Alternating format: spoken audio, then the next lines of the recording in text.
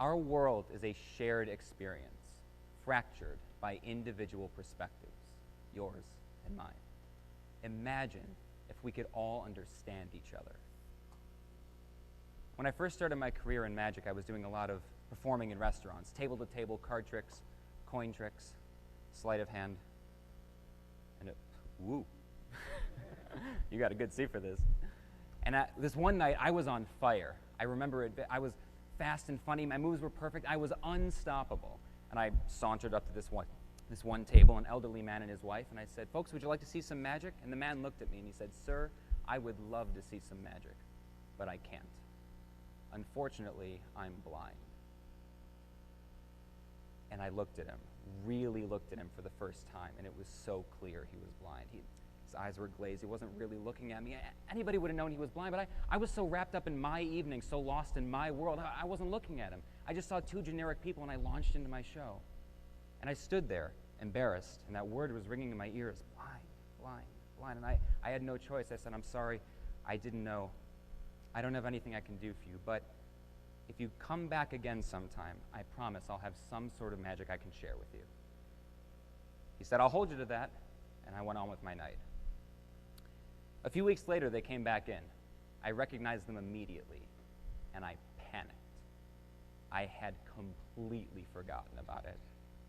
I raced back to the room where I kept my props, and I was thinking about every trick I'd ever learned, every book I'd ever read, anything I can do for this man. And then I remembered something obscure, an obscure idea, something I read a long time ago in an old manuscript. It's all I had. So I composed myself. I walked back out, and I said, "Hey, folks, my name is Brian. Would you like to see some magic?" And he cut me off. He goes, "All right, we're back. What do you got for me?"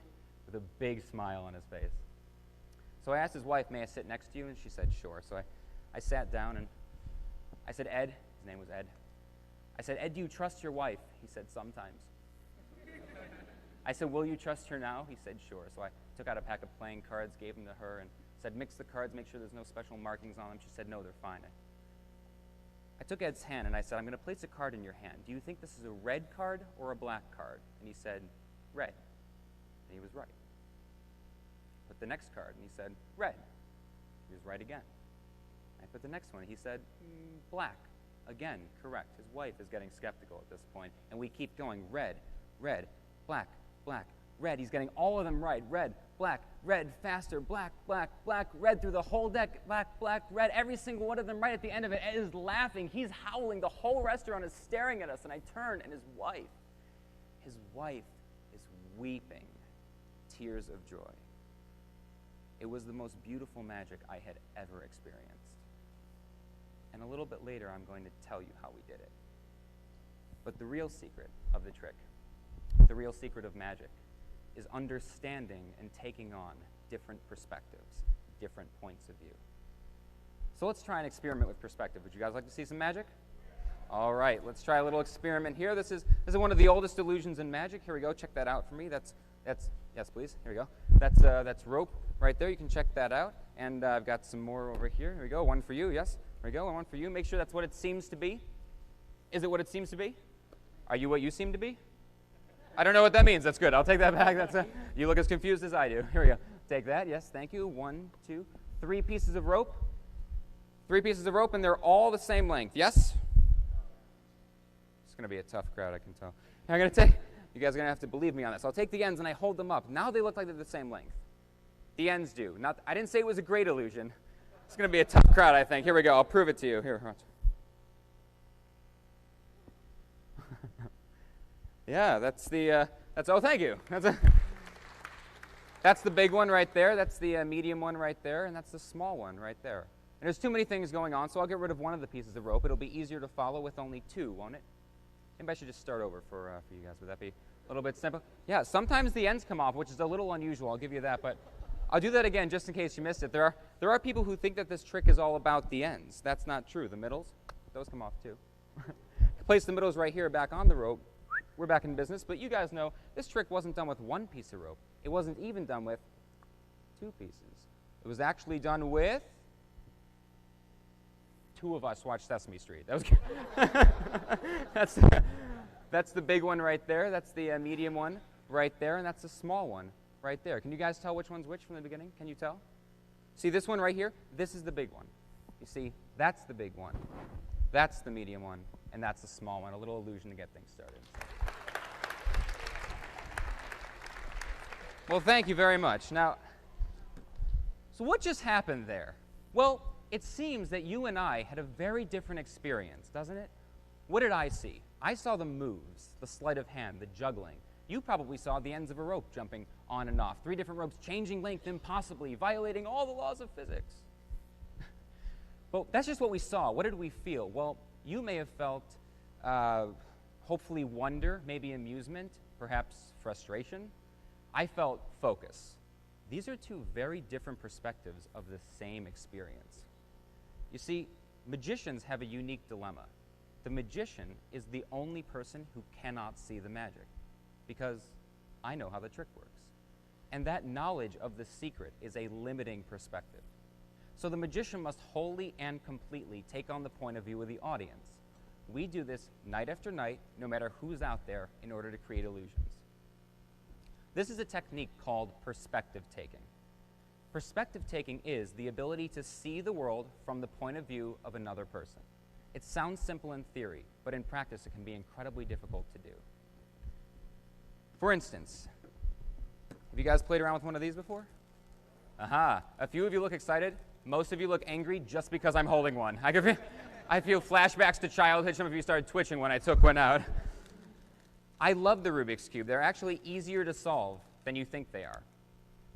Take the stickers off, rearrange them, put them back in the right order. Yes, break the pieces apart, put it back together. I actually learned how to do this, and then I realized if you spin it really fast, it looks like it solves itself. Thank you. Now, so what just happened there? Oh, thank you. Thank you. Kind of a delayed response. Everybody just... So what just happened there? Well, I know that if I come out, mix up a Rubik's Cube, toss it in the air, and it comes down solved, you're all going to think I'm a jerk. Or at the very least, to show off. And I don't want you to feel like that. I want you to enjoy the experience of magic. So I make a few jokes. Take the stickers off, rearrange it, break the pieces apart. When I do that, you go, oh, I did that. My friends, we smashed it with a hammer. We threw it at a wall. When that happens, you feel like I understand you. And when you feel understood, we make a connection. And then I can do the trick. And we can all enjoy the magic in that shared space. So now you know what perspective taking is. It's the ability to see the world from the point of view of another person. And you know why magicians do it, to create illusions and connect with the audience. But why should you care? Well, it turns out this technique has drastically improved my life off stage, outside of magic, in more ways than I could have ever imagined. I'll explain. I never had trouble meeting new people, making friends, getting into relationships, but I always struggled to maintain them. Eventually, the communication would break down, people would leave, and I would be alone. And it took a long time to admit it, but it was my fault, or at least mostly my fault. The people in my life didn't feel like I was invested in them. Now, that wasn't true, but it doesn't matter. It's not enough to care about somebody. It's not enough to understand them. They have to feel understood. They have to feel cared about. And I wasn't doing that. And then I took this technique I had honed on stage, and I started using it outside of magic, and I realized I could make better, more meaningful connections with people. I met friends, incredible friends that have lasted years. I met a beautiful, fiercely intelligent woman, the love of my life, and I held on to that relationship. We're actually engaged to be married. Oh, thank you. She'll be happy to hear that. None of that would have been possible before. So, of course, the question then becomes how. How do you do it? How do you do perspective taking? Well, first you need to understand the difference between visual perspective and emotional perspective. Magicians traditionally deal with visual perspective. We need to know literally what the trick looks like to the audience. So we practice in front of mirrors, we film ourselves and watch it back, but relationships are primarily about emotional perspective. How is somebody feeling about our interaction? It seems like a difficult thing to do, to get to know someone's emotional perspective, but let's get back to Ed and his wife. The relevant question for Ed was, what would magic feel like to someone who is blind? I didn't want Ed to feel tricked. That was important to me. I don't know, but I have to imagine if you're blind, you could be tricked by anybody at any time. So I didn't want Ed to feel tricked. I wanted him to feel magic. I wanted him to be magical. And his wife, this woman who spends her life looking out for him, I wanted her to see him in that light and for them to share in that experience together. So if you want to get to know someone's emotional perspective, one of the simplest ways to do it, ask. Ask questions. Too often we're afraid to ask people questions because we feel like it will be rude or somehow they won't want to answer. But we underestimate people's willingness to answer our questions. Before the trick, I asked Ed, have you always been blind? He said yes. To me, that was crucial, relevant information. It seems that a person who has never been able to see will have a different perspective from somebody who had their sight and then lost it to accident or to illness. With Ed, I can't even use the language of sight. So by asking questions, I can adjust my tone, my demeanor, even my language, so that he feels understood and we can make a connection. Now, if you're going to learn this, it's important not simply to ask questions, but to listen to the answers and listen to understand. Don't just listen to respond or to reply. You've heard it before. This is where I went wrong most in my life, I think.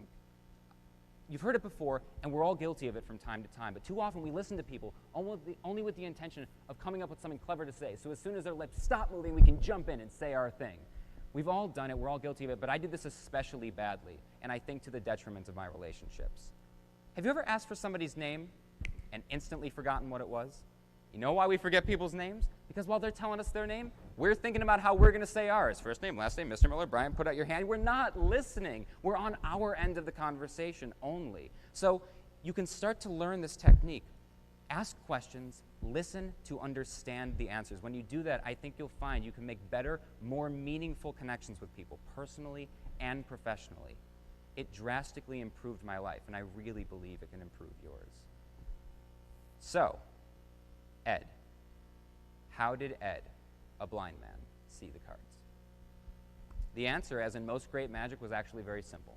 I sat across from him, and underneath the table, I placed my foot gently on top of his. And then I gave him these instructions. I said, if you think the card is a red card, and I pushed my foot down on his once, then you say red. If you think it's a black card, and I pushed my foot down on his twice, then you say black. I was teaching Ed a secret system of communication where I would let him know what color the card was by the foot taps, once for red, twice for black. And I repeated the instructions. If you think it's a red card, say red. If you think it's a black card, say black. And then I squeezed his hand gently and I asked, do you understand? And he smiled and he said, yes, I understand. And I knew then that we had connected. When it was all said and done, I taught his wife how we did it, like I just taught you, so they could go do it for their friends and family. And Ed was so excited, he couldn't wait to see his grandkids that weekend so he could, quote, freak them out completely. See, magic isn't about the technical skill. Magic isn't about a trick or even the secret. Magic is about connecting. Life is about connecting. And connecting is about taking on other points of view. You see, our world is a shared experience, fractured by individual perspectives. Imagine if we could all feel understood.